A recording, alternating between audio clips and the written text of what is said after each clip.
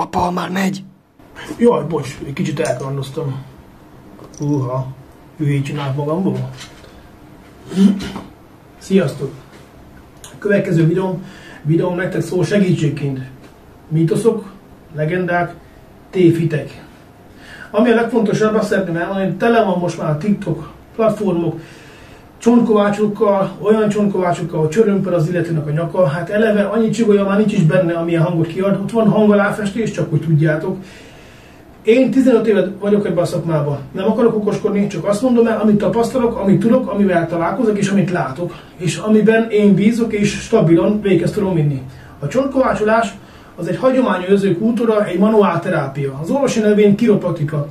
Olyat ne higgyetek el senkinek, hogy millimétereket, centimétereket csigolyával el lehet mozgatni.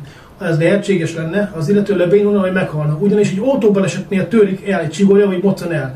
Akkor valaki csinálja kimobilizációt, hogy kimozgatta az utcán, mert láttam egy videót, és így meg van nyúlva a pólója, mert 6 cm magasabb. Emberek, 6 cm vagy milliméter, az anatómiában kilométer, az azt jelenti, a fejét én átteszem a vállára. Ilyen nincs.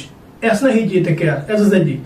A másik dolog, még a csontkovácsolásra visszatérve, hogy nincs olyan, hogy a csontkovácsolással stabilizálni lehet hosszú távon. Csak is gyógytornával, vagy specifikus izomerősítő tornával. Ugyanis a csontvázrendszert a várizomrendszer veszi körbe, és a stabilizált izomrendszer, ami a csontokról ered vagy tapad, az nem stabil, nem fogja ott tartani a csigolyát. Se csodakrém, se csontkovás, se masször, se infúzió, se orvos, semmi, csak speciális gyógytorna hosszú távon. Köpöly. A köpölyözésről ugye sokan félnek, megijednek, hogy néz ki az ember háta.